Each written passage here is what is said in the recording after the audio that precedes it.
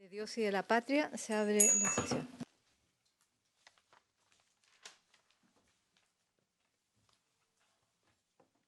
Señora secretaria, ¿hay cuenta? Sí, presidenta. Hay...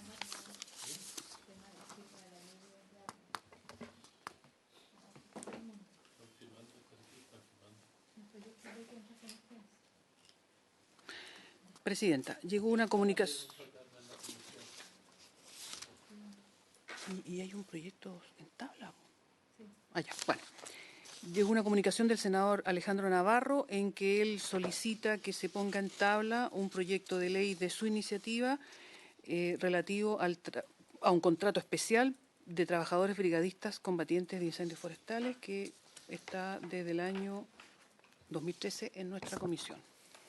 Y, presidenta, para el próximo miércoles se fijó una sesión especial de sala, en el mismo horario de nuestra comisión, para que ustedes decidan si sesionamos a lo mejor el martes de 3 a 4, no sé, eso que lo decida la comisión.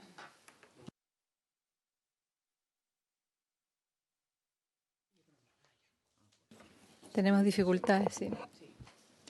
Bueno, muy bien. Sobre la cuenta ofrezco la palabra. Entonces, vamos al punto 1, que concurre el señor ministro. Perdón. La petición del senador Navarro, la Secretaría nos puede hacer un pequeño resumen después de qué tipo de contrato está buscando, porque es contrato de trabajo lo que hay hoy.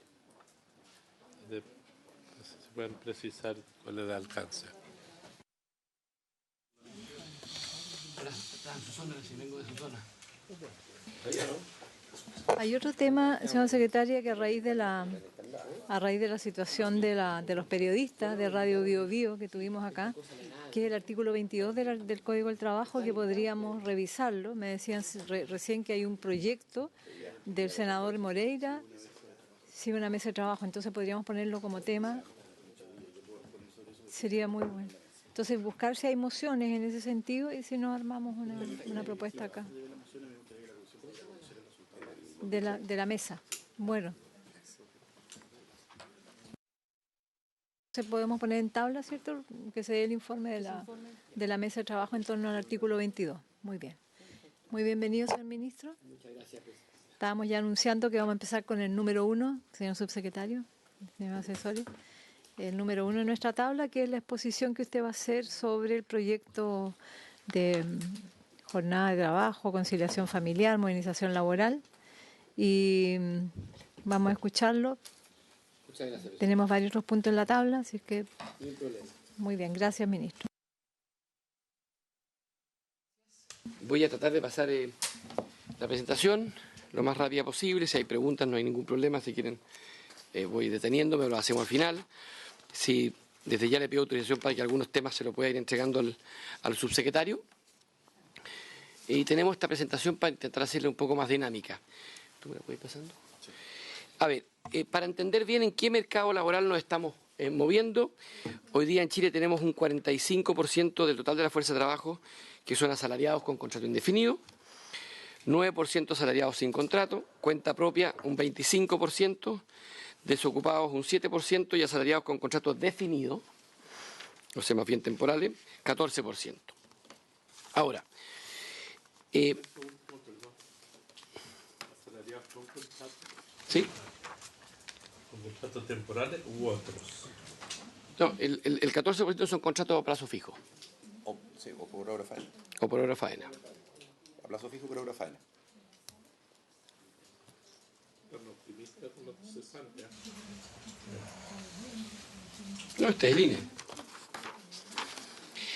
Y para ser más exacto respecto al empleo formal, trajimos estas barras que son los datos administrativos, que son ya no encuestas, sino que es la creación de empleo formal con los RUT. Y aquí también ha habido una evolución positiva. La barra azul de la izquierda corresponde a los datos administrativos del sistema de pensiones, las cotizaciones al sistema de pensiones, y la de la derecha son los seguros de cesantía. En promedio al año se están creando 172.000 empleos formales con contrato. Estos son datos administrativos en base al Banco Central y la Superintendencia de Pensiones y el INE. O sea, había un cambio brusco, positivo, en la creación de empleo formal. Es interesante, no para esta presentación, pero se las ofrezco para una presentación futura, ver el impacto que ha tenido en estas cifras la migración, particularmente los trabajadores migrantes que se han incorporado a la formalidad en los últimos 15 meses. Ahora, básicamente en la siguiente lámina lo que nosotros identificamos son ciertas debilidades objetivas que distintas instituciones reconocidas, expertas en la materia, han levantado respecto al mercado laboral chileno. Y cito a la fuente para evitar cualquier tipo de controversia al respecto. Entiendo que respecto a algunas de ellas puede o no haber coincidencia respecto a ustedes, sino que yo me remito a citar las fuentes respectivas. Exceso de rigidez de nuestra legislación laboral ha sido levantado por innumerables informes de la OCDE y del Fondo Monetario Internacional, además por el BID. La baja productividad, la baja calificación, la baja participación de las mujeres en la fuerza de trabajo, la baja participación de los jóvenes, la desigualdad en el acceso al mercado del trabajo es muy grande en Chile todavía y ha sido levantado tanto en la encuesta CACEN como por la OCDE en su informe, y la baja participación de las personas con discapacidad. De hecho, si nos vamos al siguiente gráfico, esto está publicado el año 2015 por el JobStrain Index de la OECD y muestra que Chile es de los países de mayor inflexibilidad laboral. Solo en la OCDE, estos son los países OCDE, no supera en rigidez Grecia, Eslovenia, México y Japón. El año 2017, la OCDE publicó los datos de productividad, los datos de productividad del trabajo. Y si ustedes ven, Chile es el país menos productivo de toda la OCDE, con 27,7 dólares por hora de trabajo. Solo nos supera México, que tiene una productividad menor. Estos son datos, insisto, referente al PIB por hora en los países OCDE. Si nos vamos a la calificación, que otro de los que llamamos talones de Aquiles, en el Skill Outlook del 2019, Chile es el país con la más baja calificación de toda la OCDE. La medición sin habilidades básicas sobre el 42% de los trabajadores, conjunto integral de habilidades, que es una variable que se está considerando mucho hoy día, especialmente en los procesos de adaptación y transformación digital, la más baja, con un 6%. Perdón, es la penúltima, porque Turquía tiene un poco más bajo que eso. Pero en conjunto, entre las dos clasificaciones, estamos últimos en calificación, y esto no es reciente, la verdad que esto se viene arrastrándose varios años en esta medición. La siguiente lámina es la baja participación femenina. Aquí es interesante ver, no está incluido en el gráfico, pero se los anticipo, que esta brecha de casi 20 puntos entre la participación masculina y femenina se ha ido reduciendo en los más jóvenes. O sea, las generaciones más jóvenes, esta brecha es cada vez menor, lo cual es un buen síntoma, pero vamos a un ritmo todavía muy lento. Y claramente, en mi opinión, y en opinión de muchos informes, aquí tenemos que apostar toda nuestra energía en mejorar nuestras tasas de crecimiento, porque tenemos mucho margen de participación y de impacto en el PIB, aumentando la participación femenina. Si nos comparamos con la OCDE, Chile tiene 49, la OCDE 52. Estamos hablando de 250.000 empleos que nos separan. Un poquito distorsionado, está muy proporcional. Son 3 puntos. No. Sí, pues entre el azul, el rojo y el azul son 3 como tantos puntos, lo tiene como que fuera más del doble. Claro, pero son 200. Pero son 200. Que una presentación. No, pero lo importante, sí, está bien, tiene razón. Pero lo importante, más que impactar por el tamaño de las barras, El gráfico de barras, ministro, si eso es que su gente lo haga bien, con todo bueno, respeto. pero aquí lo impactante es que estamos hablando el potencial que podría significar si Chile mejora las tasas de participación de la mujer es gigantesco. Aquí no estoy diciendo para nada. Sí, yo entiendo el punto de la gráfica, pero yo no quiero con esto decir que estamos bien ni que estamos mal. Estoy diciendo que aquí tenemos un tremendo desafío. Al revés, yo voy a llamar la atención en mi equipo porque debió haber puesto la gráfica de Chile más alta. Y con eso usted me habría felicitado, me habría condecorado como el mejor ministro de Historia. Y yo en forma masoquista la estoy poniendo más baja. Es para terrorizar. No. No, evidentemente no, fuera de, más allá de la broma, evidentemente que la baja participación de las mujeres en el mundo del trabajo, no hay dos opiniones, que en Chile es un desafío tremendamente importante. Pero, tal como les decía al comienzo, la buena noticia es que esto en las generaciones jóvenes se ha ido reduciendo y la brecha salarial también se ha ido reduciendo. El punto es que tenemos que ver cómo lo hacemos más rápido. La baja participación juvenil también es un tema que lo han levantado todos los organismos internacionales. Ahí ustedes aportaron mucho y yo les agradezco nuevamente con el proyecto de que hace más compatible la vida del joven estudiante con el joven trabajador, pero creo que tenemos otras iniciativas que es importante ir avanzando en esa línea. Este gráfico a mí me gusta mostrarlo mucho porque lamentablemente es un talón de Aquiles grande, que es la desigualdad en el acceso al trabajo. Si ustedes se fijan en este gráfico, una persona del quintil más pobre tiene una participación laboral del 37%, del quintil más rico del 80%. Aquí está la cuna de la desigualdad. Aquí cuando uno dice por qué estamos determinando el futuro de ese chiquillo, aquí ya tenemos una gran diferencia. O sea, mientras 3,5 jóvenes encuentran pega si son del quintil más pobre, 8 de cada 10 jóvenes del quintil más rico la encuentran. Y aquí tiene que ver con formación, capacitación, redes y todo aquello que sabemos que en Chile no funciona bien y que tenemos que ir corrigiendo. Hay una desigualdad en el acceso al trabajo gigantesca. Entonces, muchas veces legislamos pensando en las clases medias altas y no en aquellos que queremos igualar en el acceso a la educación, al empleo. Y lo mismo, tenemos una brecha respecto a la participación en el mundo del trabajo de las personas con discapacidad.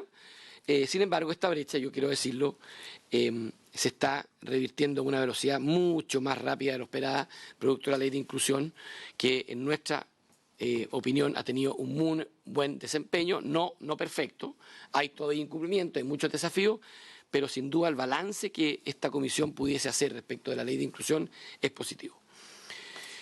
Y antes de pasar al proyecto mismo, solamente señalar que a estas debilidades, o talones de Aquiles, como hemos llamado, nos imponen ciertos desafíos únicos en Chile. Ustedes dirán, ¿por qué únicos en Chile si la migración como fenómeno existe en toda Europa, en todos los países, el cambio climático también, el cambio demográfico también y el tecnológico lo mismo? Porque las formas como se están dando en nuestro país estos cambios son únicas. La velocidad del cambio migratorio en Chile, hoy día tenemos 1.200.000 migrantes en nuestro país.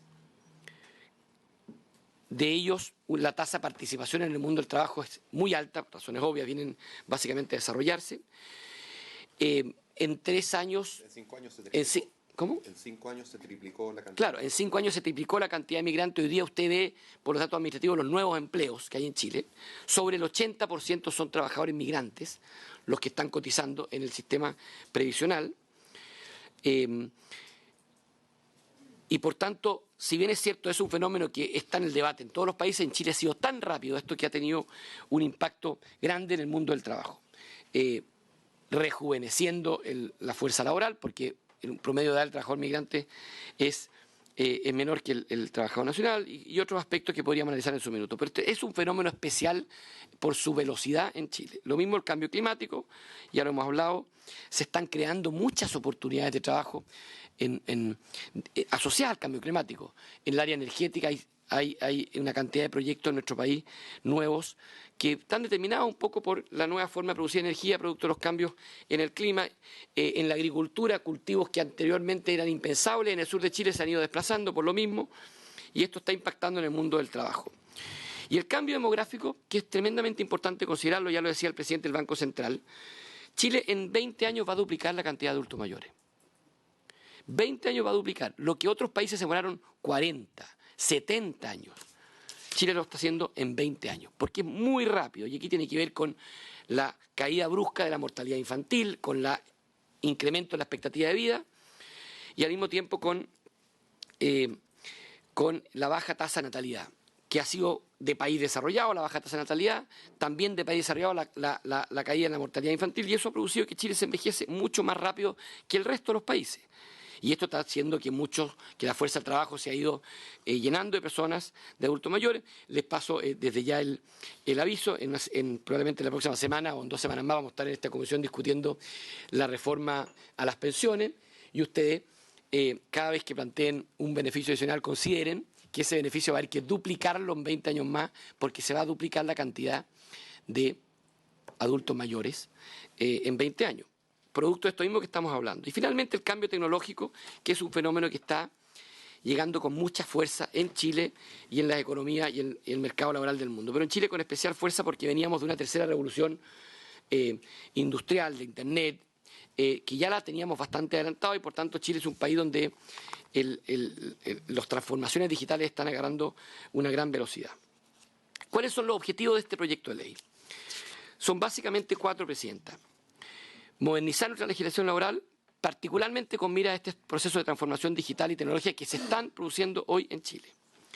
Segundo, contribuir a la inclusión y fomento de la participación laboral de las mujeres, de los jóvenes y de las personas con discapacidad, además de otras personas que hasta ahora han tenido las puertas cerradas, como egresados de recintos penitenciarios, entre otros. Respecto de cada una de estas políticas de inclusión, hay normas en particular. En tercer lugar, tener jornadas de trabajo más adaptables, que fomenten más vida familiar, más corresponsabilidad y mejor calidad de vida a los trabajadores. Y en cuarto lugar, garantizar que el mercado laboral dignifique a la persona. ¿En qué aspectos? Fundamental en el respeto a derechos fundamentales de las personas en relación a abusos laborales o sexuales de sus superiores jerárquicos, reinserción de privado de libertad y al mismo tiempo resguardo más eficaz de los niños y niñas y adolescentes, que su verdadero trabajo es estudiar y jugar y formarse con los amigos. En esos 4 principios están las normas fundamentales de este proyecto de ley. Yo sé que este proyecto de ley está dentro de una agenda laboral de varias otras iniciativas, pero yo les pido, y lo vamos a conversar en su minuto, acotarnos lo que es este proyecto de ley, que son estos 4 principios, y muchas veces un tema se lleva todo el resto y no se ha transmitido la importancia que tiene de tener un mercado laboral más inclusivo con personas que hoy día tienen las puertas cerradas. Los ejes del proyecto, ya lo mencionaba, y vámonos al primer eje: jornada de trabajo adaptables para una mejor calidad de vida. En segundo lugar, nuevas normas para nuevos empleos del siglo XXI que garanticen la protección de los trabajadores. Y en tercer lugar, tal como les decía, un mundo laboral más inclusivo que abra oportunidades de trabajo. En relación a las alternativas de jornada de trabajo y descanso que se puedan pactar a nivel individual. Como ustedes saben, individualmente hoy día usted puede pactar una jornada de trabajo que tiene un límite máximo de 45 horas, pero que no se puede trabajar de ninguna manera en menos de 4 días ni en más de 6. En menos de 5 días ni en más de 6. Nosotros estamos introduciendo una norma que establece que la misma jornada existente usted pueda distribuirla en no menos de 4 días, o sea, cambiamos el 5 por el 4, ni en más de 6 días, manteniendo el criterio de la permanencia o de la máximo de horas de trabajo, del límite diario de trabajo, que son 12 horas, en eso no lo modificamos. Es más, lo modificamos de alguna forma reduciéndole, porque establecemos que la permanencia, no el trabajo, máxima que un trabajador puede estar en sus funciones son 12 horas, y como la jornada diaria supera las 10 horas, tomamos esto, la forma como la Dirección del Trabajo aplica en la jornada extraordinaria, debe haber 1 hora de colación imputable. De tal manera que el límite diario que hoy día existe de 10 horas ordinarias, 2 horas extraordinarias, no lo alteramos, al revés, se ve rebajado, toda vez que se establece que usted tiene que tener 1 hora de colación cuando ha tenido 10 horas de trabajo. Y el límite de 12 horas de trabajo que hoy día existe en el Código queda como 10 horas máximo de permanencia en las labores cuando usted distribuye las 45 horas en 4 días a la semana. Y de tal manera que usted podría perfectamente, y esto obviamente en algunas áreas va a resultar, en otras no va a ser posible, pero en aquellas que resulte queremos abrir la puerta a que ocurra, usted va a poder tener trabajo 4 días a la semana y descansar 3, si es compatible con el interés y con los ciclos productivos. Esto por de pronto implica una reducción de la jornada respecto a lo que hay hoy día, por lo que explicaba anteriormente de que de que se debe mantener una hora de colación cuando trabaja 10 horas, y que hoy día no ocurre así en la legislación. Esto se pacta de común acuerdo trabajador y empleador, y obviamente con sindicatos o individualmente. Jornada mensual de 180 horas. También a nivel individual se puede pactar una jornada alternativa de 180 horas mensuales. 180 horas mensuales mantiene exactamente, igual que anteriormente, todo el régimen de descanso vigente actualmente. No significa esto que puede trabajar los feriados, ni los domingos, ni que se restan los domingos. Usted pacta 180 horas mensuales con el mismo máximo que hoy día existe en la ley, que son 12 horas diarias, no se alteran nada. Y también señalamos que si usted trabaja más de 10 horas al día, tiene el derecho natural a colación, que hoy día no lo tiene, insisto, salvo las jornadas excepcionales, pero que hoy día, de acuerdo al Código del Trabajo, no está, de una hora de colación imputable a la jornada. Y aquí implica también una reducción de jornada, toda vez que 180 horas mensuales por 12 dividido por el número de semanas da un promedio de 41 horas y fracción a la semana. Particularmente 41,5. De tal manera que esta propuesta, que nació en un grupo transversal que se hizo hace un tiempo atrás, casi 4 años atrás, ¿no? Con el exministro del Trabajo Ricardo Solari, convocado por la Universidad Adolfo Ibáñez, nosotros tratamos de implementarla aquí. Insisto, son 180 horas mensuales que, cuando la jornada diaria excede de 10 horas, modificamos la norma para establecer una hora de colación como mínimo imputable a la jornada. Implica una reducción de jornada a 41,5 horas semanales promedio. Efectivamente, no son horas rígidas semanales, sino que son promedio. Entonces, bajo este esquema usted va a tener semanas que perfectamente podría pactar trabajar más de 41 horas, pero al mes tiene que tenerlas compensadas con las semanas que trabaje menos de 41 horas. Esto va acompañado con una bolsa de horas extraordinarias, que van en la línea con lo anterior, de 48 horas extraordinarias. Para jornada de 45 horas, esta bolsa de horas extraordinarias son 12, igual que en la actualidad. Y estas horas extraordinarias no alteran ni el descanso semanal y se mantiene el recargo actual vigente.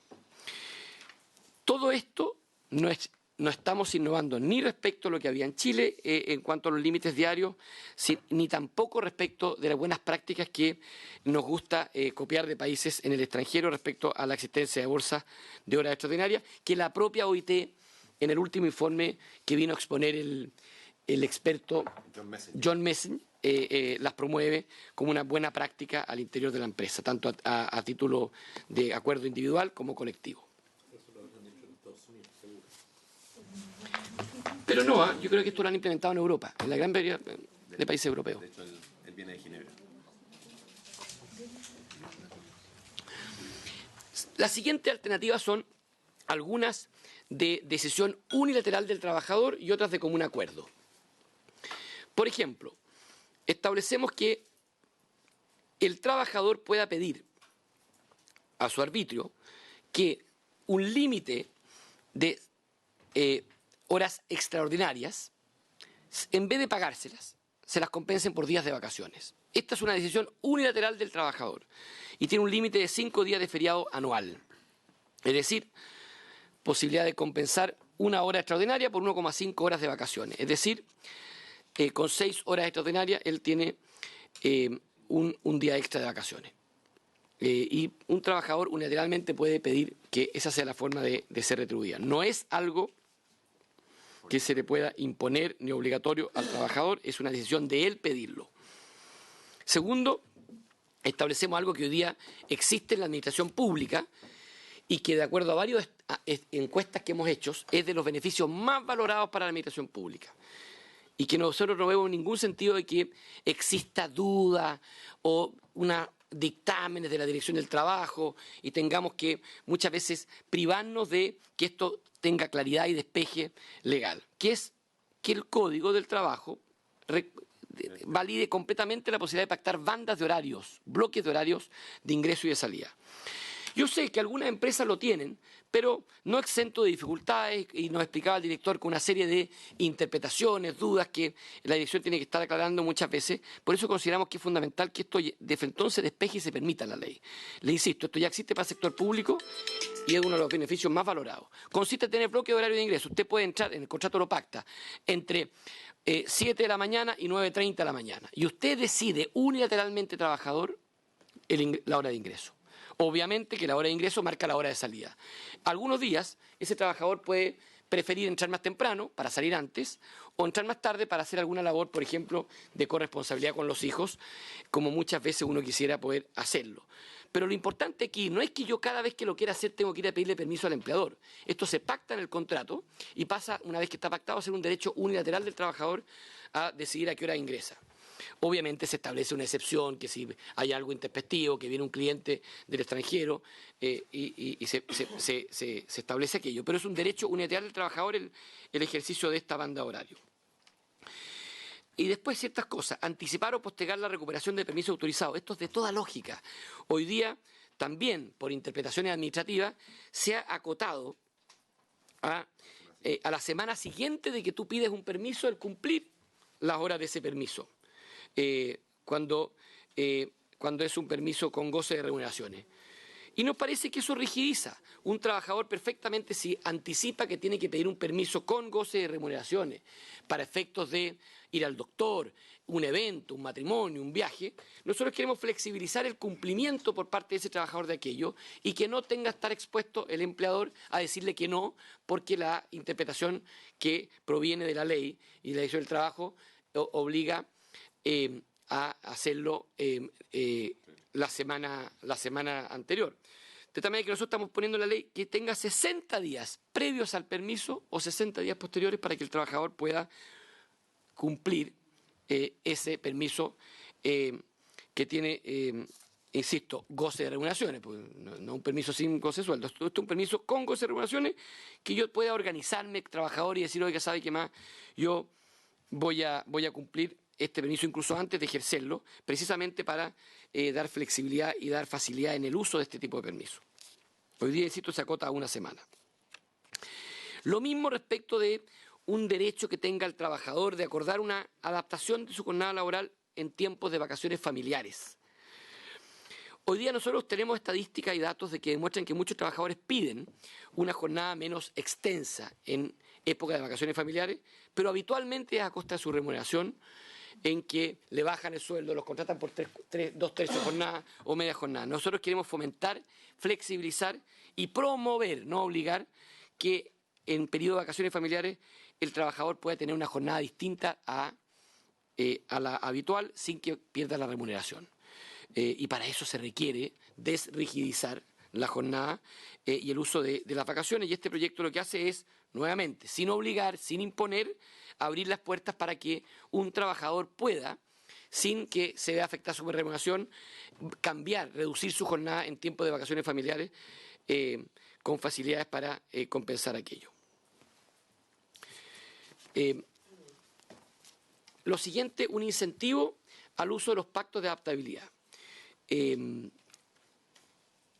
Hoy día se establecen ciertos pactos de adaptabilidad por parte del sindicato.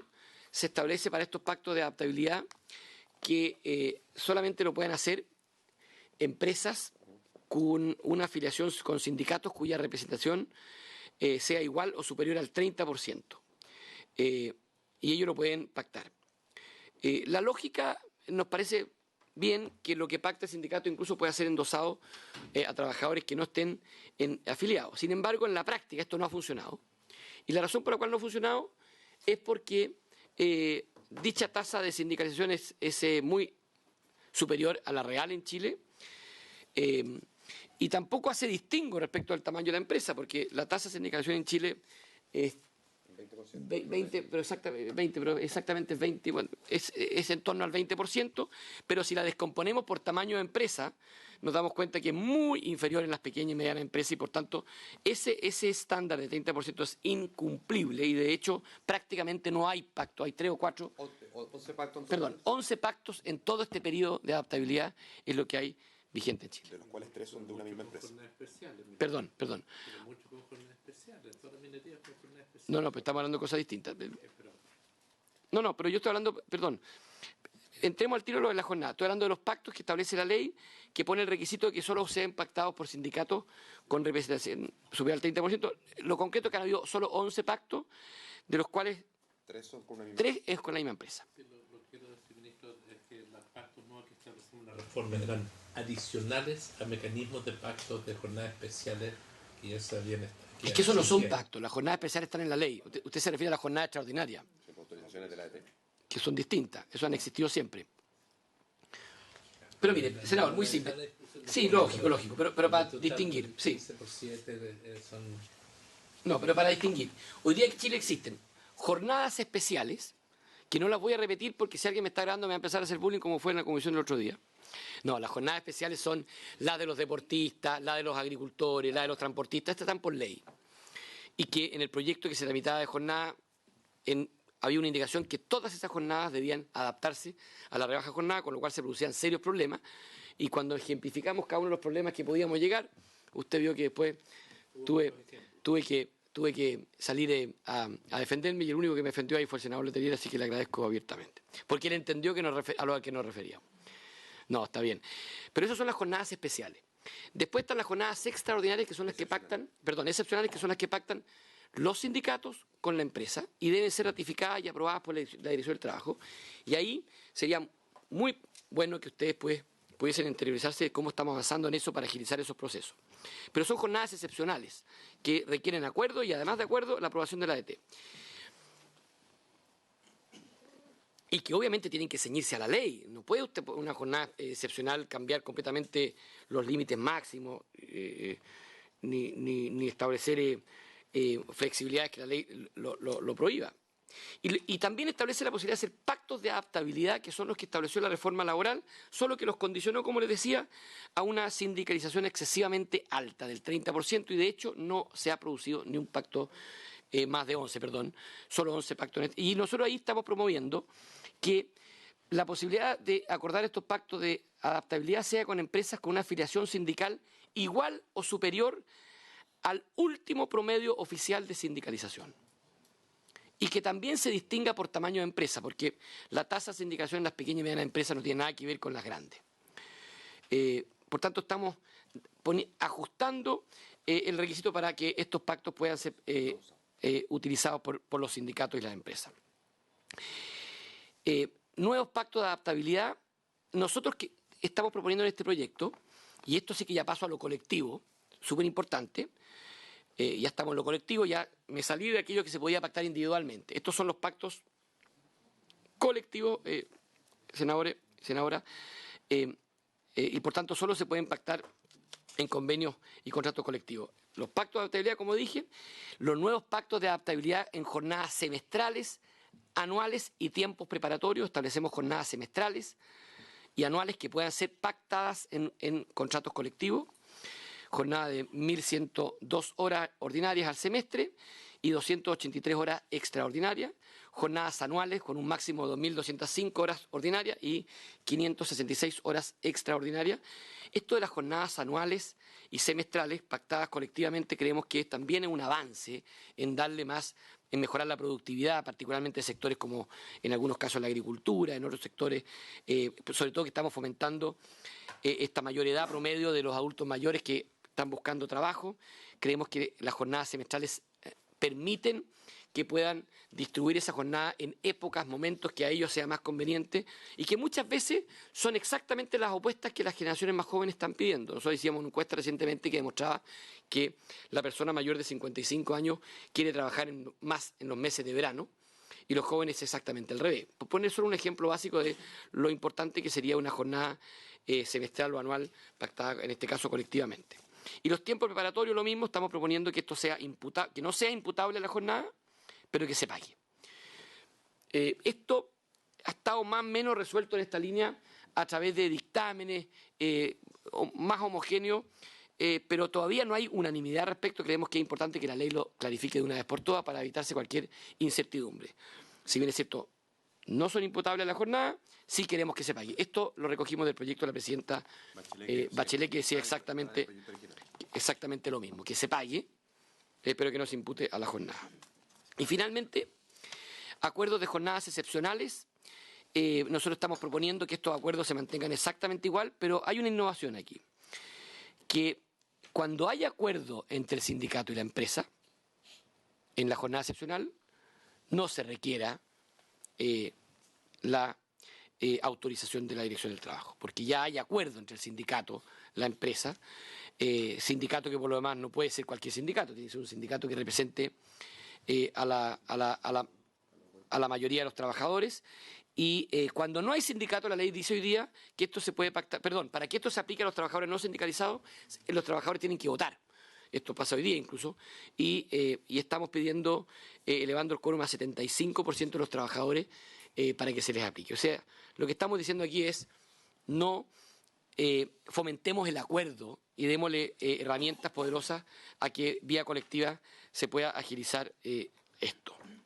Muchas veces pasa, no son muchas la verdad, son las menos, pero ocurre que acuerdo, sindicato, empresa y finalmente después de 6 meses una dirección regional rechaza dicho acuerdo. A nosotros nos parece que eso no tiene mucho sentido. La verdad que en la mayoría de los casos no ocurre. El punto es que se tardó dicha jornada excepcional en 6 meses o quizás más. Y eso es lo que queremos evitar. Ahora, obviamente, cuando no haya acuerdo esto no es viable, por razones obvias. En el gráfico siguiente están las tasas de sindicalización, que ya habíamos hablado. Como ustedes pueden ver, el problema de Chile no es la baja tasa de sindicalización. Es más, estamos sobre el promedio de la OECD. Si el problema de nuestro país, o la diferencia más que el problema, es la cobertura en las negociaciones colectivas. De tal manera que si apostamos a que la política pública imponga la obligación de afiliarse a sindicatos, probablemente no vamos a tener muchos cambios en la tasa de sindicalización, como no ha habido sustantivos en el último tiempo. Y donde sí efectivamente tenemos diferencia con el resto de los países de la OCDE en cobertura de la negociación colectiva, toda vez que la extensión de los beneficios, en nuestra opinión, quedó extremadamente limitada con los últimos cambios. De tal manera que no es que en Chile la gente no se afilie a los sindicatos o se afilie menos que en otros países. Eso no es lo que demuestran los números, sino que es la tasa de negociación colectiva de las personas que finalmente se ven afectadas por un contrato la que es más baja que el promedio, que es la lámina inmediatamente siguiente. Si ustedes ven ahí, esa lámina demuestra las tasas de negociación colectiva en Chile y que son más bajas que la OCDE. No así la tasa, insisto, de sindicalización. Y la lámina anterior dice exacto, y esto después se los puedo dejar para que lo vean con más detalle toda la presentación. Aquí, senadores, está las tasas de sindicalización por tamaño de empresa. Fíjese usted que la gran empresa tiene 35%. Cuando la reforma laboral estableció que los pactos de adaptabilidad se fijara una representatividad del 30%, estaba pensando en la gran empresa. Evidentemente que para la gran empresa puede ser razonable ese porcentaje, pero la mediana, la pequeña y la micro no tienen ni una posibilidad de pactar nada con esa tasa de sindicalización. Fíjese que el 90% de las empresas en Chile son de medianas para micro, el 90%. Entonces creo que ahí pusimos una barrera para mejorar la productividad y la adaptabilidad. Y para ya ir avanzando y terminando, uno de los ejes fundamentales del proyecto es propender a la formalización del empleo. Este tema yo lo he conversado con cada uno o con algunos de ustedes con especial preocupación. Porque las plataformas, muchas veces vemos que la realidad está superando la norma. Estos empleos de plataforma en el mundo entero, en Chile, están creciendo a la velocidad del rayo. Les puedo después acompañar la cifra de cómo ha crecido en Chile. Y la cantidad de contratos por hora o faena, lo mismo, están aumentando mucho. Y eso está propendiendo en Chile a una excesiva informalidad. Valoro mucho el esfuerzo que hicieron ustedes, y creo que ha sido el esfuerzo más importante, vamos a poner aquí categórico, que ha hecho esta Comisión de Trabajo en el último tiempo, lo digo de verdad, al haber aprobado el proyecto de cotización de los independientes, porque es un proyecto difícil, a veces impopular, complejo, pero creo que las nuevas generaciones van a agradecer que hayamos dado ese primer paso, porque hoy día el empleo en el mundo se está llevando a mucho trabajo independiente, a trabajos cortos, más que al empleo asalariado de largo periodo en una empresa. Y si no establecíamos esa red de obligación de cotizaciones, podíamos tener en 20 años más un incremento en la informalidad y la desprotección de la seguridad social gigantesca. Esto es más importante el que vendrá en todo caso siempre. Es verdad, es verdad. Bueno, y aquí lo que planteamos nosotros es una figura, que la podemos discutir después en detalle, de contrato de formalización. Le pusimos mucho límite, porque sé que este tema lo vamos a discutir después con calma, pero lo que nosotros queremos aquí es ayudar, proteger a ese trabajador que por trabajar una hora a la semana, el garzón que atiende un evento esporádicamente, al cual no lo tiene programado, la empresa que contrata un guardia para otro evento y que ha crecido mucho de acuerdo a las cifras, nosotros queremos darle un paraguas, un marco legal para que siempre lo haga en forma formal. Como él no puede prever exactamente cuántas veces va a ser convocado a trabajar, creamos este contrato de formalización que tiene un límite, que no puede ser más de 11 jornadas al mes, que recogiendo una idea antigua del senador Letelier, y entiendo que el senador Alamán o de ambos, establecemos un pago base privilegiado respecto al sueldo mínimo y que el empleador también tiene que cumplir cierta anticipación para que esto resulte. Aquí lo importante es que es poderles demostrar después en detalle en la discusión cómo estos trabajadores hoy día están trabajando en forma completamente desprotegida, sin contrato, sin seguridad social. Y pongo desde ya que el desafío es que esto sea súper acotado para que no sea una alternativa de que se haga mal uso de aquello. Por eso le pusimos límites máximos de jornada al respecto. Y respecto a la economía de plataforma, también es un tremendo tema que vamos a tener que discutir aquí. Aquí hay dos tesis. Una es decir, mire, ¿sabe qué más? El trabajador de plataforma lo quiero transformar en un trabajador dependiente. Y le voy a obligar a trabajar con exclusividad, lo voy a obligar a trabajar con vacaciones proporcionales, lo voy a obligar a trabajar con horario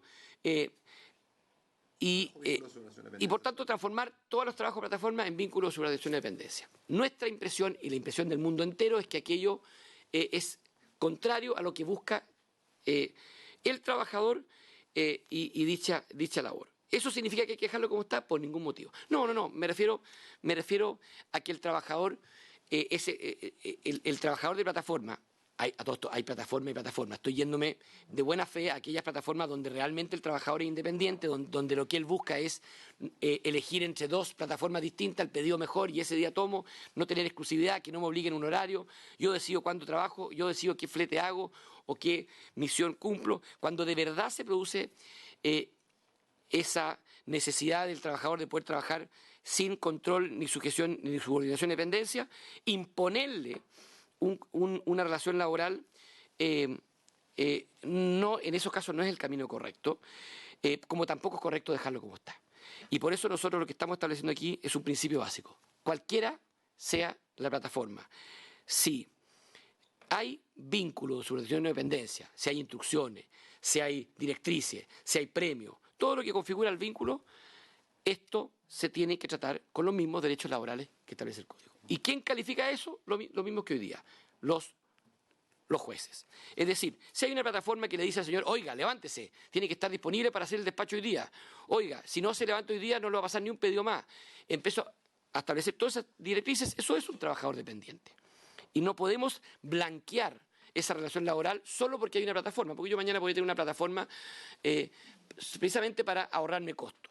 Ahora, cuando la plataforma realmente es un mecanismo de conexión de un trabajador independiente, nosotros también imponemos una obligación a esa plataforma, que es usted tiene que ser agente retenedor. Y está bien, son trabajadores independientes, no tienen horario, ellos deciden cuándo trabajar o no, pero me va a retener de los pagos todos los meses y le va a pagar todas las cotizaciones, porque no queremos más que por muy plataforma que trabaje, un muchacho va en la bicicleta, en la moto, a hacer una repartición de una encomienda, tiene un accidente y no tiene cobertura alguna. Entonces nosotros, con el contrato de formalización y con la regulación que ponemos a la economía de plataforma, buscamos aquello, que por ningún motivo el solo hecho de que hay una plataforma sea una aval a que exista un falso trabajador dependiente en esa calidad, pero cuando aquello ocurra en serio y sea independiente, además tenga la seguridad social asegurada. Y para ir terminando, hay dos normas que establecen un beneficio único, inédito, muy eficiente, y si quiere lo votamos inmediatamente, que crea un incentivo para las personas que cumplieron condena o que están cumpliendo condena en libertad. Extendemos el subsidio de contratación que hoy día existe para los jóvenes y para las mujeres, lo extendemos para todas aquellas personas que queremos reinsertar en el mundo laboral, quienes van a tener un subsidio de contratación importante. Al mismo tiempo, modificamos ciertas normas para facilitar el ingreso de estas personas al sector público, aunque parezca increíble, estas normas de la ley impiden aquello, y apuntamos básicamente a darle facilidades y a utilizar el trabajo y el acceso a las oportunidades laborales precisamente para que estas personas se inserten en el mundo laboral. En materia de inclusión, nosotros establecemos, fíjese hoy día que una persona con discapacidad, por la ley de inclusión que ustedes aprobaron, puede trabajar, o más bien debe trabajar en el sector público o privado, pero en el sector público no puede trabajar en ninguna pega importante porque le dicen su título, o su certificado cuarto medio. Como no lo tienen muchas personas con discapacidad intelectual o de cualquier otra naturaleza, terminan trabajando en labores menores a las que ellas podrían aspirar. Entonces nosotros estamos estableciendo que Chile valora, certifique competencias, como lo hace con cualquier trabajador, y que eso sea suficiente para que la persona pueda ingresar a trabajar al sector público en aquellas pegas que hoy día por ley se exige tener cuarto medio. Creemos que una norma... ¿Esto para solo todo el mundo de la discapacidad? Sí, porque al mundo de discapacidad no se les... en el mundo de discapacidad se le exige... a todos los trabajadores se exigen cuarto medio. Exactamente. Y en el caso de la discapacidad nosotros estamos diciendo, mire, usted no tiene licencia de enseñanza media, pero queremos que en Chile Valora le certifiquen las competencias y con eso ya puede entrar a la administración pública sin ningún problema.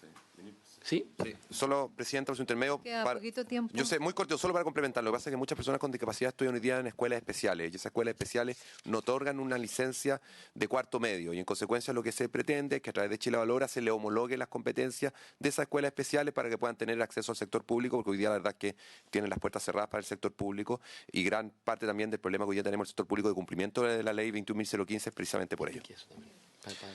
Respecto, Presidenta, y continúo, si me permite, respecto de la materia de acoso sexual y laboral, también estamos innovando en esta materia. Estamos, por una parte, ampliando el procedimiento de acoso sexual. Los casos de acoso laboral, hoy día la ley no consagra un procedimiento de acoso laboral, es más bien la jurisprudencia administrativa de la Dirección del Trabajo la que ha hecho homologable el procedimiento de acoso sexual a los casos de acoso laboral. Nosotros creemos que exista un procedimiento por la ley. Por otro lado, ampliamos los sujetos que pueden ser pasivos de esta conducta. Hoy día los alumnos en práctica no son personas que sean sujetos como víctimas de la conducta de acoso laboral y acoso sexual precisamente por no ser trabajadores y muchas veces esas investigaciones quedan en nada precisamente por no tener el carácter de trabajador y queremos ampliarlo a ese universo de personas. Por otra parte, Presidenta, establecemos la obligación de continuar el procedimiento de investigación aun cuando la persona ya no pertenezca a la empresa. Ocurre muchas veces que hay un caso de acoso sexual o acoso laboral, la víctima denuncia al acosador y el acosador presenta su renuncia y la investigación queda ahí. Nosotros creemos que es justo, necesario, especialmente pensando en esa persona que fue víctima, que se continúe con el procedimiento de investigación que realiza o la empresa o la Dirección del Trabajo. Por otro lado, Presidenta, el ministro ya informó la iniciativa para la recuperación de privado de libertad. Estamos estableciendo también un permiso, y esto también es unilateral, dentro de los varios derechos unilaterales que estamos dando en el proyecto de ley para la nivelación de estudio para aquellas personas que no hayan completado la enseñanza básica o la enseñanza media y que cuenten con una antigüedad de más de un año, poder tener 2 horas a la semana para asistir a cursos de nivelación de estudio. ¿Qué cosa? Que es impactante la cantidad de cifras que hoy día... Sí, hoy día es importante, casi 1 millón de personas las que hoy día no han completado su estudio, por lo tanto con esto es una posibilidad que se está dando de manera unilateral para poder asistir y obviamente esto va en línea también con los desafíos que plantea el ministro al inicio de la presentación de mejorar la calificación de nuestros trabajadores, superar especialmente aquellos trabajadores que estén en situación de vulnerabilidad. Por otro lado, vienen, Presidenta, algunas normas en materia de trabajo infantil y trabajo adolescente protegido. Ustedes saben que el año pasado Chile fue invitado a ser país pionero en materia de erradicación del trabajo infantil.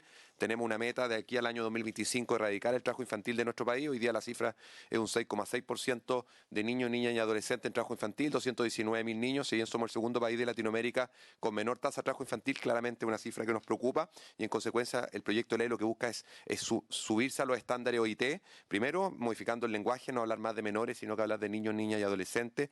Segundo, bajando las horas máximas diarias que puede trabajar un menor de edad con autorización de sus padres. Hoy día nuestra ley habla de hasta 8 horas al día. La verdad es que cuesta imaginarse cómo trabajando 8 horas al día ese niño, niña o adolescente va a poder además estudiar. Por lo tanto, bajamos a 6 horas, que está dentro de los estándares OIT. Y por otro lado, se incorporan y se aumentan las multas precisamente para aquellas empresas y aquellos empleadores que hacen trabajo infantil precisamente en esta lógica que hemos estado trabajando en conjunto con OIT.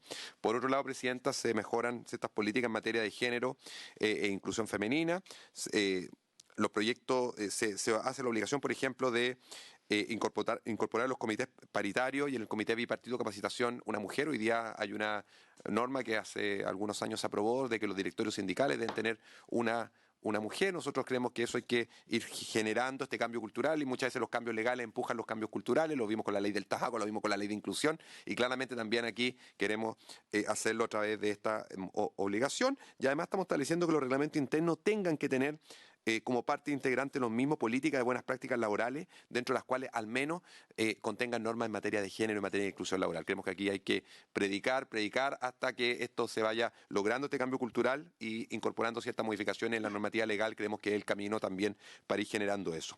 Por otro lado, algo que se ha comentado, Presidenta, y que es parte también de lo que decía el ministro en su presentación: Chile es un país que envejece demasiado rápido. Vamos a duplicar nuestra población de adultos mayores en los próximos años, pero por una parte adultos mayores que viven más legítimamente muchas veces demandan trabajar más y nuestra ley no les permite a veces trabajar más precisamente porque no les permite capacitarse. Hasta hace algunos meses existía una restricción en el CENSE que los adultos mayores no podían capacitarse con fondos de la franquicia tributaria. Si bien eliminamos esa distinción en términos administrativos, creemos que esto debe quedar en la ley de manera que no dependa de los gobiernos de turno y de la buena voluntad de creer que los adultos mayores pueden o no acceder a estos planes de capacitación. Obviamente en un mundo que va cambiando constantemente y en el cual los adultos mayores, y ya no hablamos solo de la tercera edad, sino que de la cuarta edad, obviamente son parte. Y ministro, si quiere termina usted con el eventual impacto del proyecto de ley. Sí, muchas gracias, presidente, subsecretario. El impacto de este proyecto de ley en el informe de productividad que está a disposición de ustedes es 442.000 personas que trabajarán formalmente. Ahí en detalle podrán ver creación de empleos nuevos en régimen son cerca de 250.000, formalización de empleos actualmente ejerciéndose informalmente. Acuérdense que la tasa de informalidad en Chile es cercana al 30%, y ahí están descompuestos de las estimaciones del informe de productividad respectivo. Presidenta, termino expresándole la total disponibilidad a que esto hagamos un diálogo constructivo. Entiendo que muchas de estas normas las compartimos, entiendo que hay otras que no, pero yo creo que en esto no podemos rehuir la capacidad de diálogo y llegar a un buen acuerdo, porque creo que lo está demandando los cambios que está teniendo bruscos el mundo del trabajo en Chile y en el extranjero, y la verdad que de todos los caminos posibles, el único que tenemos que evitar es el cruzarnos de brazos. Así que les expreso mi total disposición a que de esto hagamos un diálogo constructivo. Sé que es difícil, pero estamos hablando con una comisión de senadores experimentados. Digo que es difícil porque tenemos en simultáneo que ver el proyecto de pensiones, pero tiene la total disposición nuestra de poder avanzar con la eficiencia que se requiere para un proyecto tan importante como este. Gracias, Presidenta. Muchas gracias, señor ministro. Señalar que la comisión nunca ha rehuido el diálogo. No, yo no. Al contrario, hemos sido. No, al contrario, lo hemos ejercido activamente y, por cierto, planteando nuestras distintas visiones que son legítimas en una democracia. Le agradecemos su exposición. Tenemos poco tiempo, colegas, porque tenemos en tabla el proyecto de fuero para los dirigentes sindicales. No. Y lo otro es que doy la palabra, hacer algunas consultas, pero después viene el proyecto del Colegio de Profesores. ¿Después? muy largo. Muy bien. Quiero que dejemos esta exposición Está muy bien. acá y podamos avanzar en otros Avancemos en la hora. Muchísimas gracias, señor ministro, señor subsecretario, por su presencia y empezaremos a analizar. El día... Calcule que el proyecto le iría a llegar. Tenemos mucho tiempo, ministro. Bien. Pero hay tantas comisiones formadas que a lo mejor pueden aliviar el trabajo también. Puede ser otra versión en la Cámara. Muy bien. Muchas gracias, señor ministro, señor subsecretario. Vamos a solicitar al presidente del Colegio de Profesores, que don Mario Aguilar, que comparta nuestra mesa. Sí, había una indicación que fue aprobada en general. Hoy día nos falta una indicación que ellos mismos iban a proponer, que es como una adecuación de norma a los tiempos que han transcurrido desde que se aprobó en la Cámara de Diputados a lo que está sucediendo hoy día. Así es que le damos la palabra al presidente, don Mario Aguilar, y a quien le acompaña, para conocer una propuesta de indicación que podríamos incorporar hoy día, y el acuerdo es despacharlo en particular. Don Mario, muy bienvenido. Muchas gracias, presidenta. Saludo por su intermedio al señor y a la señora senadora que están presentes. Saludo al ministro y al subsecretario, a los asesores y funcionarios. Me acompaña la colega Magdalena Reyes, quien es encargada del Departamento de Género en nuestro Directorio Nacional. Mire, quiero ser muy simple y muy directo. Quiero entregarle, presidenta, por favor. Este es un documento muy simple que es el mismo boletín que tiene la síntesis de la tramitación del proyecto de ley, y en realidad tenemos un breve comentario en la página 9 y en la página 10 que voy a precisar. Respecto al artículo único, nosotros nos llama la atención la frase "en todo aquello que no le sea incompatible". El artículo 1 dice: gozarán de fuero los términos establecidos en el artículo 243 del Código del Trabajo en todo aquello que no les sea incompatible los profesionales de la educación regidos por esta ley que tengan la calidad de director de una asociación gremial de acuerdo a las siguientes reglas. Y ahí vienen las distintas características. Entonces, nosotros proponemos o eliminar en todo aquello que no les sea incompatible, porque es una expresión muy amplia, o de lo contrario precisar respecto de qué es incompatible. Si bien es cierto en la norma, al ir a las normas probablemente se encontraría lo que es incompatible o no es incompatible, nos parece demasiado genérico esa denominación. Y el otro, presidenta, está en la página 10, que es la siguiente, que es lo que ya había mencionado yo en la sesión anterior, que tiene que ver con el ajuste de la cantidad de dirigentes que tendrían, gozarían de este fuero en una orgánica que no existía cuando se tramitó esto en la Cámara de Diputados, que todavía no estaban a pleno funcionamiento los servicios locales de educación. Entonces nosotros hicimos una reforma estatutaria el año pasado, y en esa reforma estatutaria se estableció una nueva orgánica que le denominamos directorios territoriales, y se eliminaron los provinciales en nuestra directiva.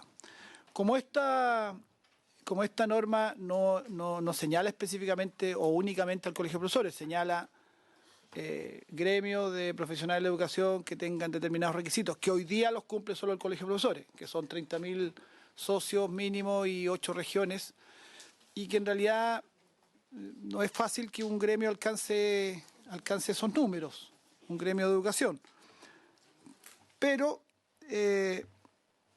nosotros incorporamos la estructura territorial, así se llama, y en nuestra reforma estatutaria eliminó los provinciales, como decía recién. Entonces, nuestra orgánica queda con directorio nacional, directorios regionales, directorios territoriales y directorios comunales.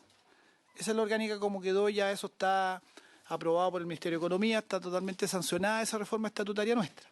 Por lo tanto, de hecho, en las elecciones que tenemos ahora este 27 de noviembre se van a elegir ya los primeros directores territoriales, los cuales van a empezar a funcionar en la medida que se instalen los servicios locales y ya rigen en la siguiente elección.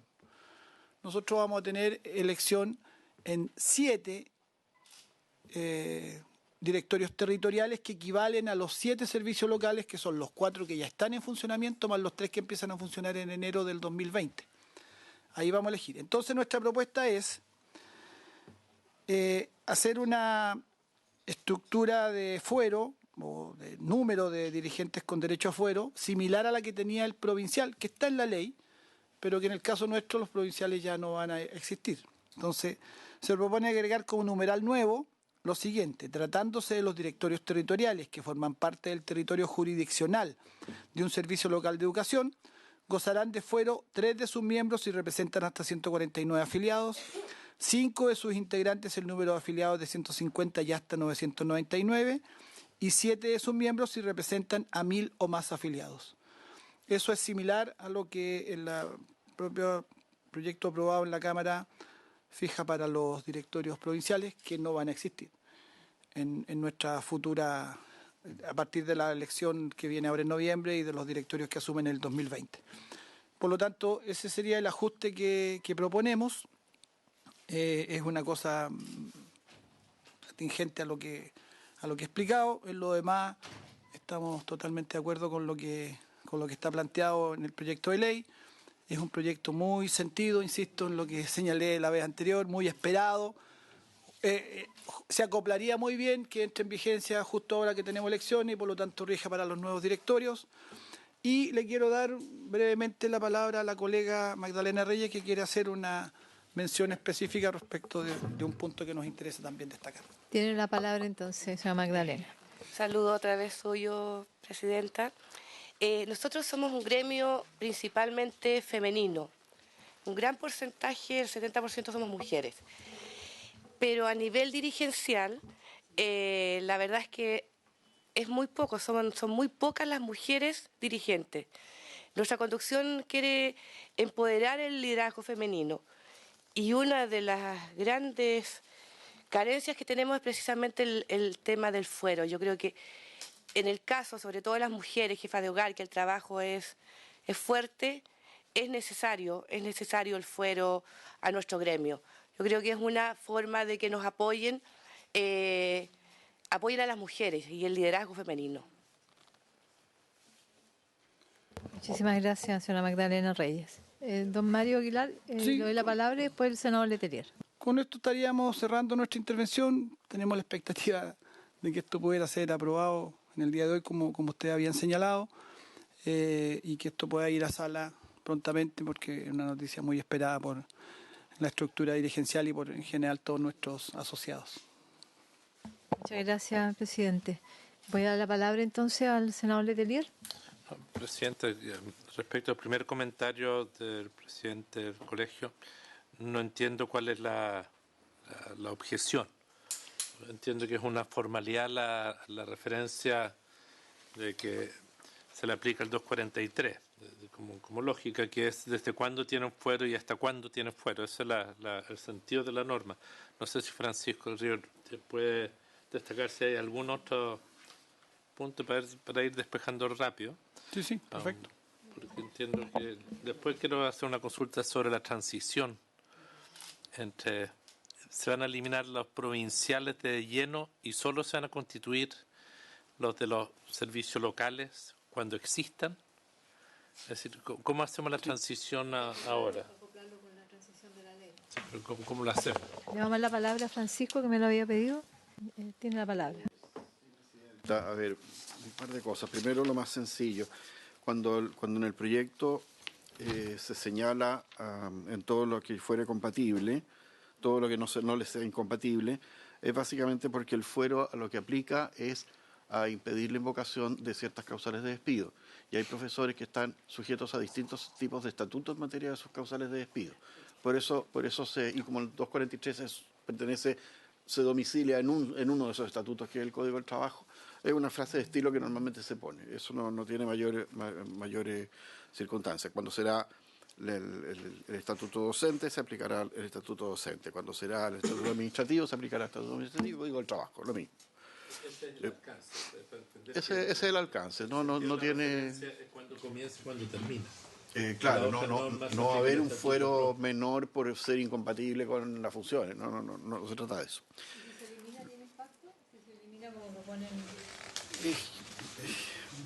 ¿Qué puede prestarse para conclusión? ¿Qué norma se va a aplicar? ¿Cuál es la norma Sí, principal? ese es el punto. ¿El código o el estatuto? No, el que manda los fueros es ahí el Código del Trabajo. Lo que pasa es que los restos son estatutos especiales, o sea, el fuero, o sea, normalmente cuando yo hago aplicable una norma general a estatutos especiales, pongo la frase en todo lo que no fuera incompatible, porque el estatuto especial es el que prima sobre el estatuto general. Es por eso, es un tema de técnica jurídica, nada más. Está bien. Lo que sí, Presidenta, a ver, y quiero entender bien la modificación propuesta por Mario, por su intermedio. Puede que se haya expresado mal, pero en realidad lo que dejan de existir serían las directivas comunales, pasando a llamarse territoriales, ¿no? No. O sea, sí. ¿Puedo explicar? ¿Sí? Sí. A ver, nuestra reforma efectivamente contempla de una vez y en forma definitiva, entre comillas, con todo lo definitivo que puede ser una reforma estatutaria que puede volver a cambiar, pero se eliminan los provinciales, independientes si en esa Se elimina provincia... el numeral 3. Se eliminan en la estructura del colegio profesorio a partir de la próxima elección, ya no van a existir al nivel provincial.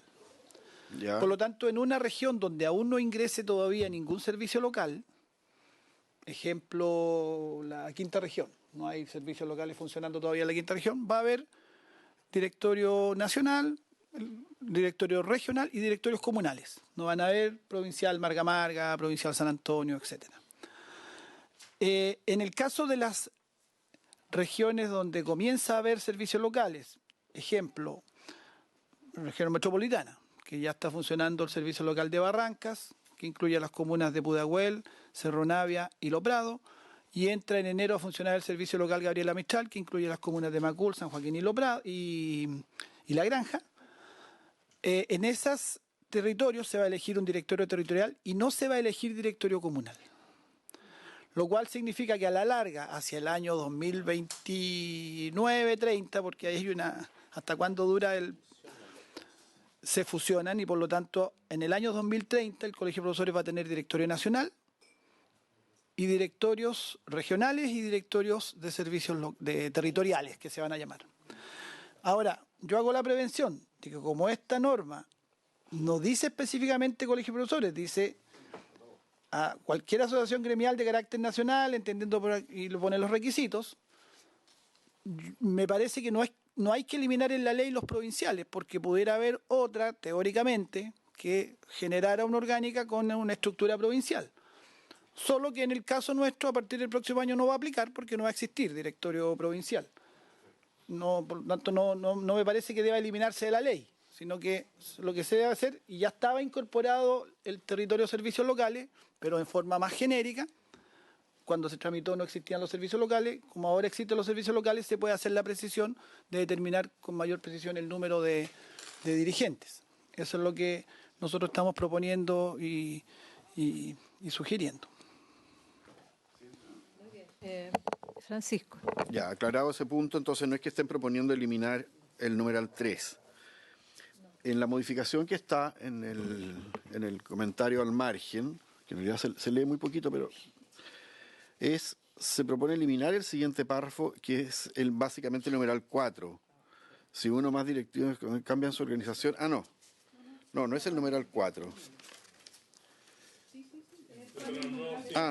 Si uno o más directivas comunales cambian su organización conforme al territorio... Ya, perfecto. Pero en las directivas territoriales...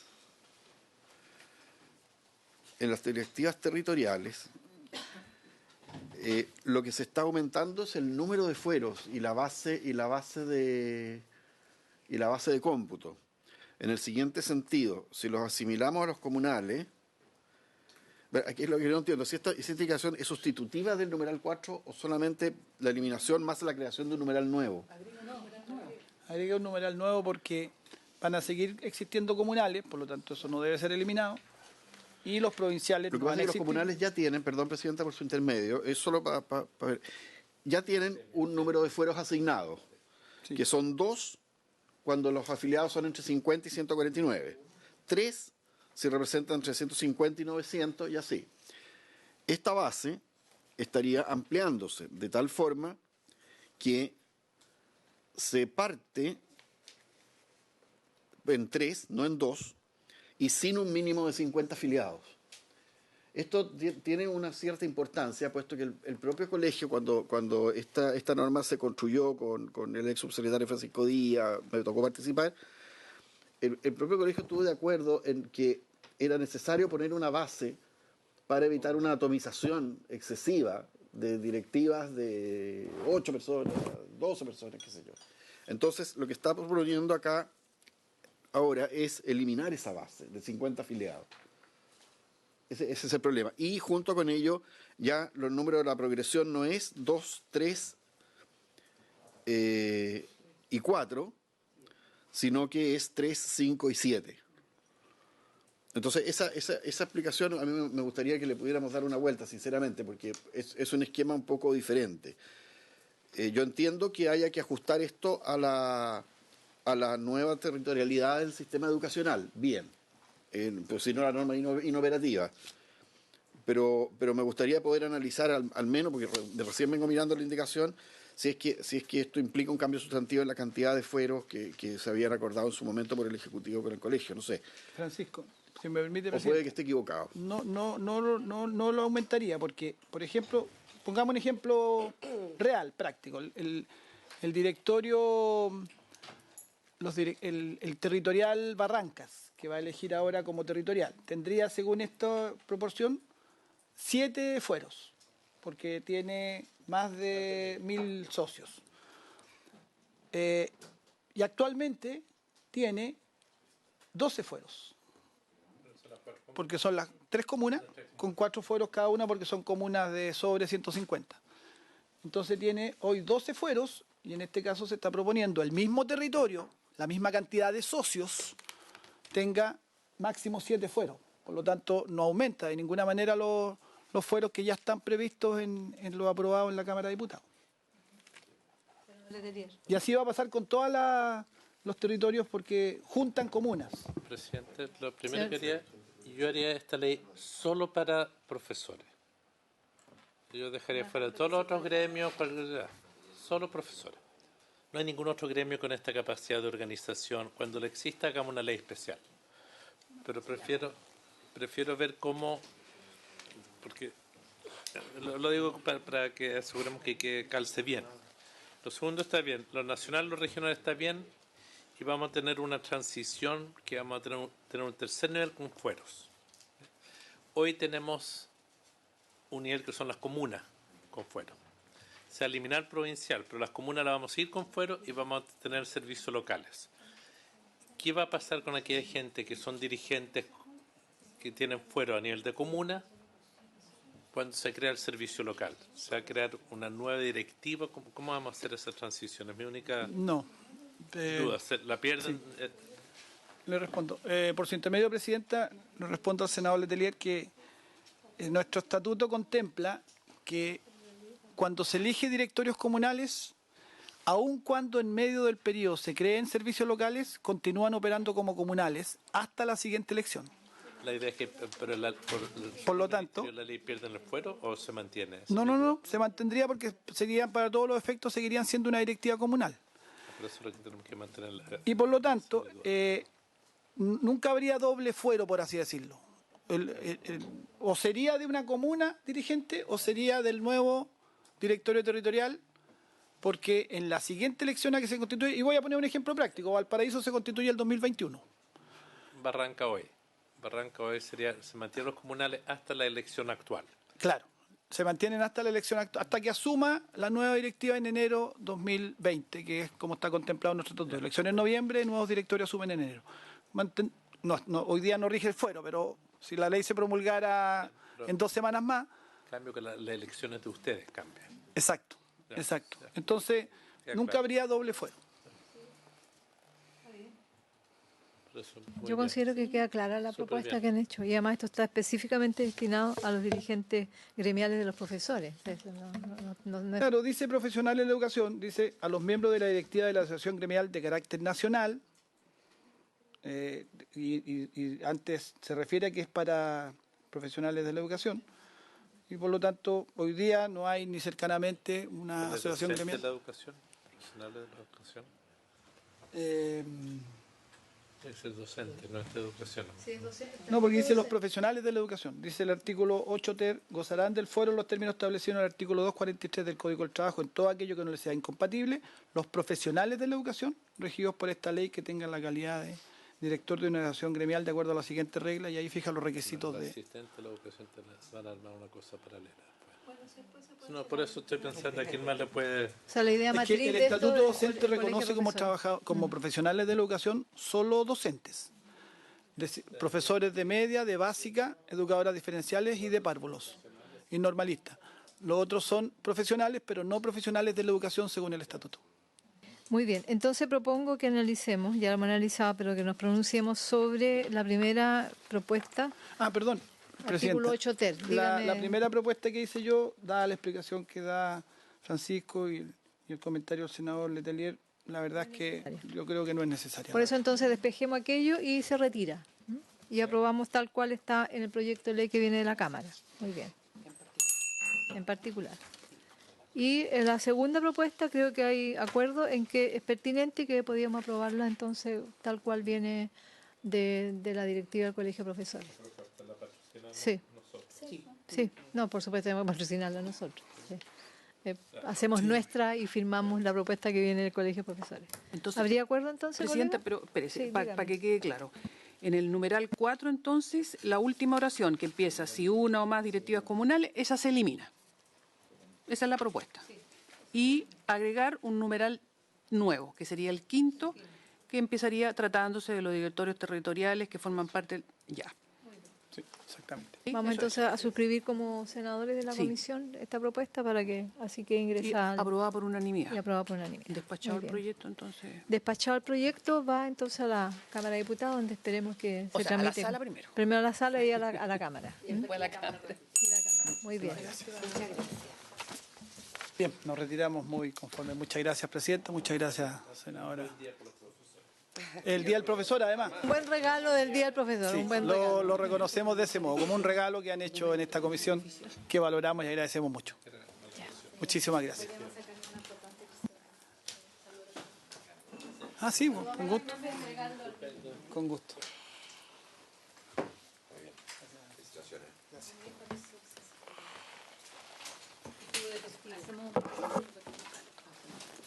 No ponemos con... Ustedes nos dirán.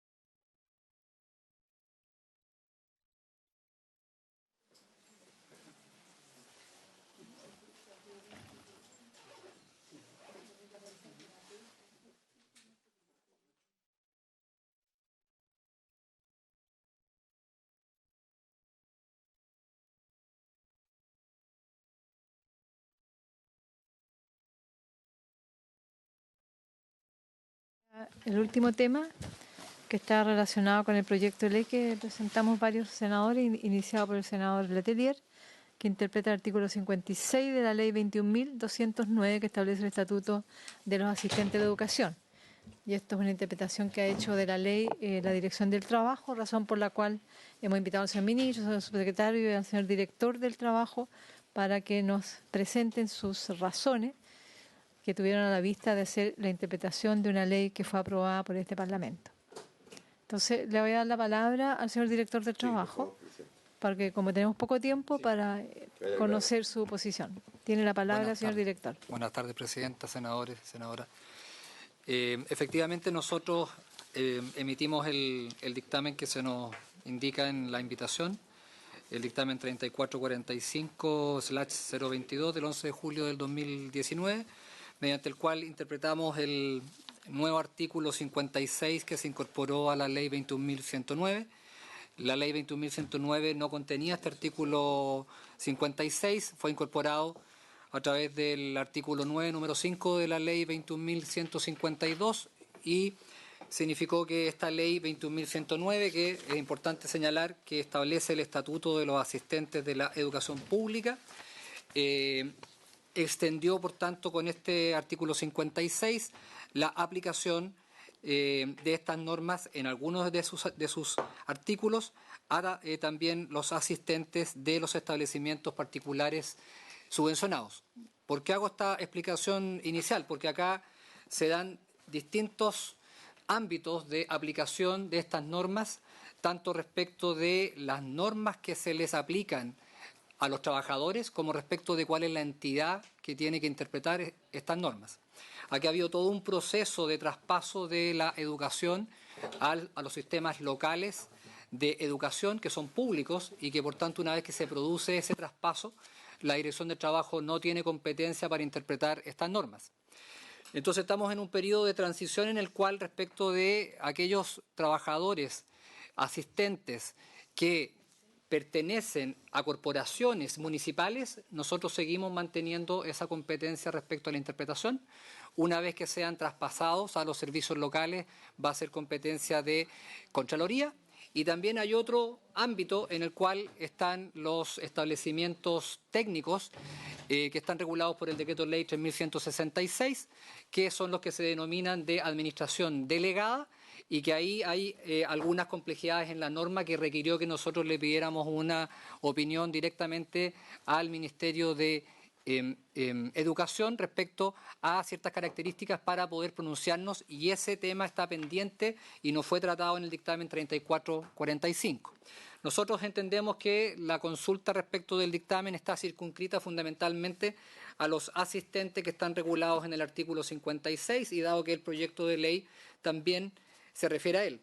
Y por tanto voy a leer el artículo 56, es un artículo relativamente breve, lo voy a leer en el fondo para que sepamos cuál es el contenido de esta norma. El artículo 56 establece las disposiciones del párrafo 1 del título 3 de la presente ley se aplicarán a los asistentes de la educación que presten servicios en educación parvularia, básica y media, en establecimientos particulares subvencionados, regidos conforme al decreto con fuerza de ley número 2 del Ministerio de Educación de 1998. Lo dispuesto en el inciso anterior se aplicará también a los asistentes de la educación que presten servicios en educación parvularia, básica y media, en establecimientos educacionales regidos por el Decreto Ley número 3166 del Ministerio de Educación Pública de 1980. Y el último inciso señala la facultad establecida en el inciso segundo del artículo 41, que tiene que ver con un concepto conocido como labores esenciales. Para estos casos será ejercida por el director de cada establecimiento educacional. Entonces, ¿qué es lo que nosotros hicimos con el dictamen? Establecimos que respecto de estos dos incisos, el inciso primero, que se refiere a los establecimientos particulares subvencionados, dada la redacción de la norma, que es distinta a las otras referencias que están en la ley 21.109, por ejemplo, leo el artículo primero de la ley 21.109, que es importante tenerlo presente cuando hace la regulación del ámbito a quien se les aplica, dice, así parte la ley. Artículo primero. La presente ley regula el estatuto funcionario de los asistentes de la educación que se desempeñen en establecimientos educacionales dependientes de los servicios locales de educación pública. En adelante, el servicio local o el servicio. No hace ninguna mención a la que hace el artículo 56 con relación a que presten servicios en educación. Y esa es la frase que nosotros interpretamos, que la norma del artículo 56 tiene que ser interpretada respecto de los asistentes profesionales y técnicos y deben quedar excluidos los administrativos y auxiliares porque la forma como está redactada la ley es distinta a cómo está redactada en el artículo primero. Esa es la explicación. Hago una salvedad. Están presentados 2 recursos de protección en Cortes, por tanto, yo estoy impedido de entrar a discutir estos temas estando esto siendo conocido por los tribunales. Pero hice esta explicación bastante, creo, concreta de cuál es la justificación jurídica de por qué opinamos lo que opinamos e interpretamos lo que interpretamos en el dictamen mencionado. Gracias, señor director. Por favor, apague el micrófono. Senador Letelier tiene la palabra. Mire, yo no soy abogado, pero uno no tiene que ser abogado para saber que el sentido de la ley laboral es partir del principio de realidad y que junto con partir de un principio de realidad es pro trabajador. Por eso existe legislación laboral. No es pro empleador. Y la interpretación no se hace literal. Primer año de Derecho te enseñan eso. Después del Derecho Romano, lo siguiente que te enseñan. Como no es ni avanzado la carrera. Entonces, a mí me sorprende, Presidenta, por su intermedio, al señor Ministro, que de esto debe haber estado muy informado, que incluso esa modificación que se hizo, se dio en 3 proyectos de ley distintas, y donde el objeto y el principio es que si con plata del Estado tienen unos trabajadores financiados, otros trabajadores con otros sostenedores, pero que están siendo financiados con los mismos recursos, van a tener los mismos derechos laborales. Entonces, el dictamen hecho a medida del sostenedor privado atenta contra el principio de igualdad y que la Dirección de Trabajo se haga partícipe de eso, que dice hoy que no puede opinar. Bueno, estará bien, no puede opinar, pero es la aberración más grande que uno puede encontrar. La más grande, porque hace una interpretación literal restrictivísima. Porque todo el sentido del proyecto que se despachó fue para garantizar que todos los trabajadores asistentes de la educación de los colegios particulares subvencionados tenían los mismos derechos que los trabajadores no docentes de los colegios financiados, independiente que fuera de un sostenedor municipal, de una corporación o de administración delegada. Y quiero plantearlo, ministro, porque lo concreto es que es esta administración, este gobierno que violentó los derechos de los trabajadores asistentes a la educación de colegios particulares subvencionados. Y si uno tuviese que hacer un juicio, porque los trabajadores a quienes le quitaron las vacaciones todo el derecho a demandar a los sostenedores, es por una interpretación, a mi juicio, torpe de la norma legal. Porque lo que es evidente es que uno no solamente interpreta lo literal, sino que interpreta el espíritu de la ley. Y esas modificaciones que se hicieron al espíritu de la ley fueron incluso pactadas con el gobierno. Y usted, como el gobierno es uno, usted será a cargo de la relación con el gobierno, donde era evidente que se establecieron excepciones solo para esos servicios esenciales, para que hubieran tiempos compensados. Es decir, era tan obvio en la ley de que los auxiliares que tuvieran derecho a vacaciones y se les llamara para los servicios esenciales, se les iba a compensar las vacaciones y era porque tenían derecho a las vacaciones. Entonces, con mucho respeto, el que este gobierno nos obligue a hacer una ley interpretativa, porque el director de trabajo, la dirección de trabajo se demoró menos de una semana en acoger a trámite una petición de interpretación de parte de los sostenedores, pero cuando lo han hecho organización de los trabajadores todavía no se pronuncia. Están ante los recursos de protección. Y por ende, la verdad, ministro, yo quiero, porque esto lo hemos hablado en forma indirecta, pero hoy es cuando lo tenemos que sincerar. Yo quiero saber cuál es la opinión política del gobierno. Es decir, los asistentes de educación de los colegios particulares subvencionados no tienen los mismos derechos que los asistentes de la educación financiados con la misma subvención escolar, con los mismos recursos que los colegios municipales. Es decir, este gobierno cree que hay derechos laborales distintos para un asistente de la educación versus otro, porque eso es en esencia lo que se está sosteniendo de parte de la Dirección de Trabajo.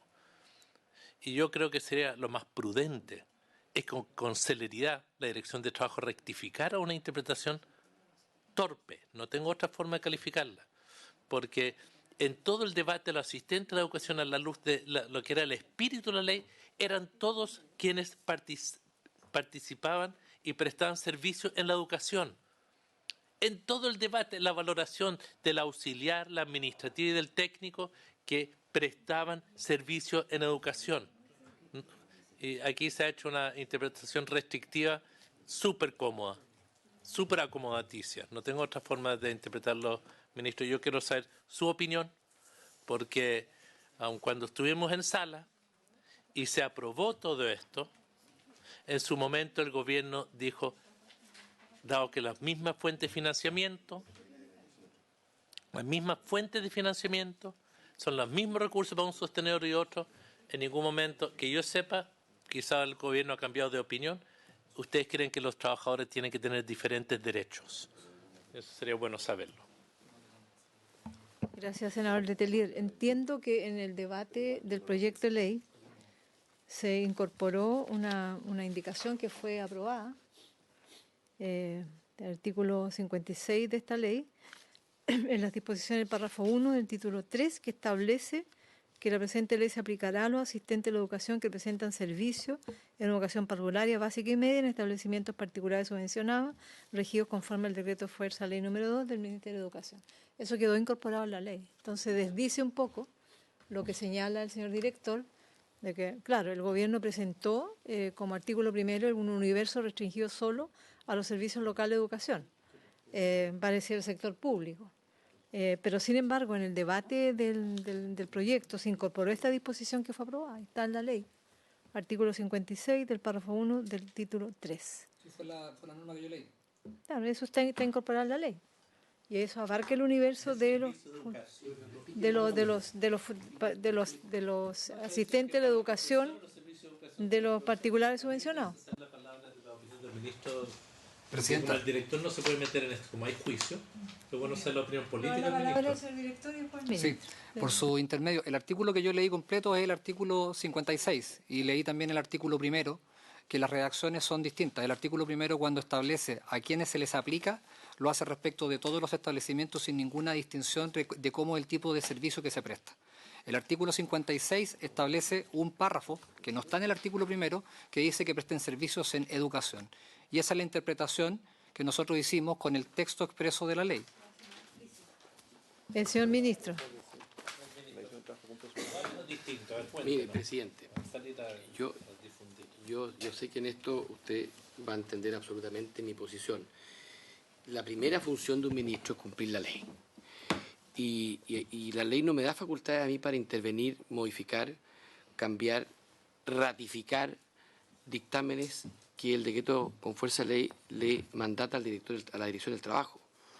De tal manera que yo en ningún escenario pudiese siquiera opinar respecto a la interpretación que el decreto con fuerza de ley obliga, no faculta, obliga a la Dirección del Trabajo a hacer cuando se emiten estas normas. Ahora, y esto está en la letra B del artículo primero del Código del decreto con fuerza de ley, que dice, dentro de las atribuciones, fijar de oficio o a petición de parte por medio de dictamen el sentido y alcance de las leyes del trabajo.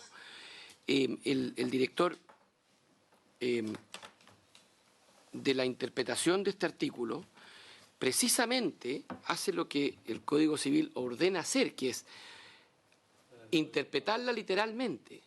El Código Civil obliga a todas las autoridades a que las leyes se interpreten siempre en su tenor literal. Dice, cuando el sentido de la ley es claro, no se desatenderá su tenor literal a pretexto de consultar su espíritu. Por supuesto, pero la primera obligación... No, lo que quiero señalar con esto, presidente, es que las normas de interpretación de la ley obligan a tener en consideración su redacción literal. Y cuando la redacción literal no es clara, usted entra a recurrir a su intención o espíritu. En este punto de vista, yo con esto quiero señalar, tal como lo ha dicho el director, él ha interpretado la norma en su tenor literal, por cuanto, a juicio de la dirección, esta es clara. Ahora, esto fue objeto de un recurso, como habitualmente ocurre cuando hay diferencias como la que usted menciona, recursos que se debería fallar prontamente, de acuerdo a los tiempos, que precisamente impugnan la interpretación que ha hecho la Dirección del Trabajo, de tal manera que ni como ministro me compete anticipar aquello, y tampoco creo que corresponda calificar con adjetivos lo que es el ejercicio de una función que la propia ley entrega. Yo puedo entender que estemos en desacuerdo con una interpretación administrativa y solicito cada vez que alguien me lo ha planteado, como lo hice con los dirigentes afectados en este punto, que recurran a la justicia para aquello.